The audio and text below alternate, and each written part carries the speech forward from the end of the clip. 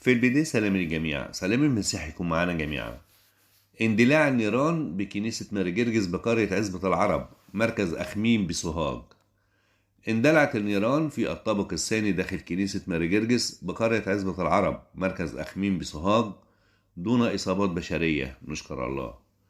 نجحت قوات الدفاع المدني في السيطرة على الحريق بالطابق الثاني دون وقوع إصابات بشرية. وقال شهود عيان أنه بعد إتمام الصلاة بالكنيسة بالطابق الثاني وبعد انتهاء القداس تم إغلاق الكنيسة، وبعدها فوجئ الجميع باشتعال النيران التي التهمت محتويات الكنيسة بالطابق الثاني كله، ولكن نشكر الله تم السيطرة على الحريق قبل انتقاله للمباني الأخرى ودون وقوع أي إصابات بشرية. بنشكر الله إن هو بعد القداس، لأن لو كان حصل في القداس، انت عارفين القداسات الأيام دي بتبقى الكنيسة على آخرها، لو حصل والناس موجودة كانت هتبقى مشكلة كبيرة. لكن من رحمة ربنا ومحبته إن كان القداس خلص والكنيسة ما كانش فيها ولا واحد. وأكدت مصادر كنسية أن أسباب الحريق الذي شب اليوم بكنيسة ماري جرجس لن تتضح أسبابه بعد، حيث ما زال التحقيق مستمر، وتم رفع آثار الحريق من قبل المعمل الجنائي.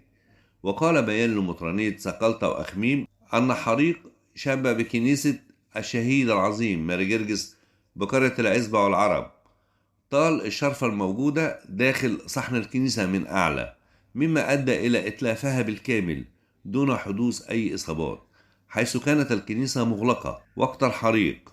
وتمكنت قوات الحماية المدنية من السيطرة على الحريق بمساعدة شباب وشعب الكنيسة، وحضر إلى الموقع رجال الشرطة والنيابة وبدأوا عملهم على الفور.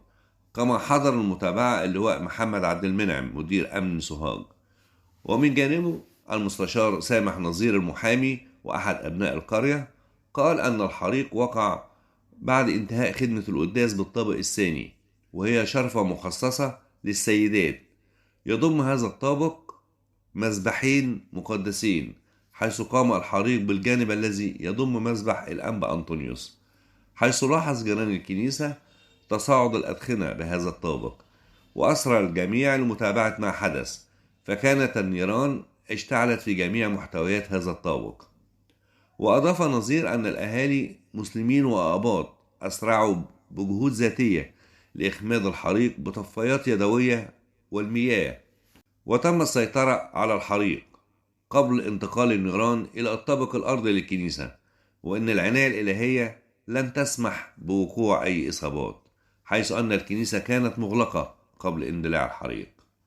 وأشار أن مدير الأمن سوهاج والقيادات الأمنية انتقلوا إلى موقع الحادث لمعاينة آثار الحريق، وتم رفع الأدلة الجنائية، كما انتقلت النيابة العامة وجاري فحص الكاميرات لمعرفة أسباب الحريق. نشكر الله إن هي عدت على خير، أهم حاجة مفيش أي إصابات ولا أي حد تضرر. ربنا موجود، واحمي بيوتك يا رب، آمين.